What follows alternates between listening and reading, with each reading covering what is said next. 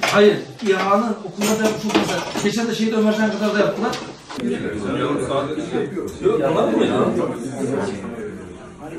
Eskiden çok saygılar.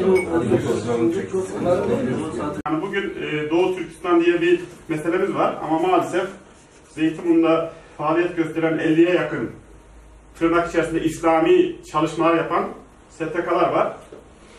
Mazeret bildirenler hariç bu konunun hiç gündeminde olmadığı İslami yine sonunda parantez içinde ünlem olan İslami STK'lar var. Maalesef bu sorunlar gündemimizde olması gereken sorunlar. Ve biz de elimizin yettiğince, dilimizin döndüğünce yani imanımızın en zayıf noktasına düşmemek adına dilimizle, elimizde olmasa bile dilimizle bir şeyler yapmak için bu tür organizasyonlar yapıyoruz. Maalesef sokaktaki insanın bizim birinci gündem olarak gördüğümüz konular hakkında bilgisi olmaması dolayısıyla duyarlılığı da yok. Medyanın halini zaten biliyorsunuz bir yandaşlık ve yalakalık borazanlığına dönüşmüş halinde. Yani adam Uygur özel bölgesine gidiyor, hiç de diyor bize anlatıldığı gibi değil, güllük gülistanlık buralar diye haber yapabiliyor yani. Şimdi kardeşlik imandan sonra Allah'ın bize koymuş olduğu ikinci hedef. İman etmek birinci hedefse kardeşliği de göstermek ikinci hedeftir. Bununla da imtihan edildiğimizi bilmemiz gerekiyor. Yani bu konuda önümüze mutlaka birbirimizle imtihan edileceğimizi bilelim. Yani biz düşmanımız var diye bir araya gelmemeliyiz. Allah bize emrettiği için bunun bir ibadet olduğunu bilerek bir araya gelmeliyiz. Çünkü hani müminler bir araya gelmekle zorunlular. Yani bir araya gelmek zorundalar. Eğer bir araya gelmezsek işte burnumuz sürtülür.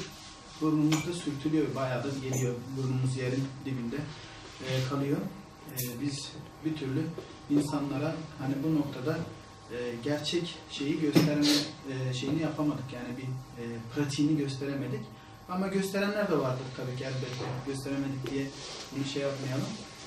Doğu Türkistan meselesi, işte Kudüs, işte Yemen ya da İslam coğrafyasının birçok bölgesinde bu tarz sıkıntılar var. Yani biz bu sıkıntıların bizim hani kaderimiz olduğunu düşünmüyoruz. Yani bu Allah'ın bu noktada bizi imtihan ettiğini, biz buradan tekrardan hak ettiğimiz noktalara birlikte beraberce geleceğimizi de çok iyi biliyoruz. Neticede biz hiçbir siyasi partinin arka bahçesi olmadık. Onu da ortaya koyarak hareket ediyoruz kardeşlik platformu olarak. Hiçbir siyasi endişemiz de yok. Tamamen endişemiz Rabbimize olan mazeretimiz olabilirse, belki mazeret olabilirse yani o bapta bir eylem, tavır sergilemek derdimiz bu. Bir araya gelip bunu haykırabilirsek Rabbim bununla ilgili şahitleri bizim için not eder diye düşünüyoruz. Çünkü bu dünya şahitlerimizi toplama dünyası. Biz de bu konuda bir şey ortaya koymamız lazım, bir eylem ortaya koymamız gerekiyor. Doğu Türkistan aslında bağımsız bir devlet idi. En son 1949'da Çin işgal etti bölgeyi. İşgal ettikten sonra bu komünist ideoloji üzerine kurulduğu bir devlet olduğu için bölgedeki Müslümanlarını yok etmeye çalıştı. Dolayısıyla kültür bozulukları uğrattı, dini inançlarımızı yasakladı. Şu anda da zaten namaz kılması da yasak. Herhangi bir İslami ibadet kılmasını yasakladı. Dolayısıyla Çin oradaki Müslümanların kendisi için bir tehdit unsur diye görüyorlar. O yüzden 2017'den itibaren orada bölgede şu an 3 milyondan fazla insanlar var. Onların içinde akademisyenler var, din alimleri var, ondan sonra sanatkarlar var.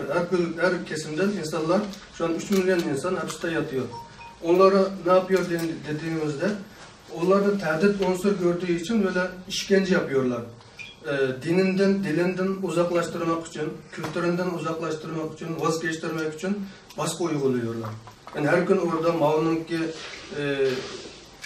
yazılarını, komünist ideolojilerini ezberletiyor Çince. Ezberlemeyenlere işkence yapıyor. baskı altına alıyor. Bir şekilde hatta onun içinde şehit olanlar var baskıda dayanamadı. Mesela 2018 içinde bizim büyük alimlerimizin 7 alimimizni şehit etti. Onların bir tanesi Muhammed Salih.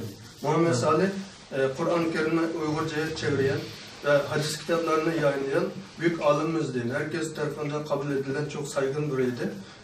Onu hazmetemediği için Çin hapishanede şehit etti. Onun gibi Abdülhamid Damoğlan diyoruz, Abdülhamid Mahdum diyoruz. Birçok alimlerimizi şehit etti. Biz ancak öğrenebildiğimiz bunlar ama öğrenemediğimiz birçok insanlar var. Çünkü bölgede şu an iletişim kopuk. Kim orada neler olduğunu bilemiyor. Hiç iletişim yok. Telefonda kapalı, internette kapalı. Oradan sağlıklı malumat alamıyoruz. Dolayısıyla bu konu daha çok gündem gelmesi gereken biz elimizden geleni yapıyoruz ama yeterli olmuyor.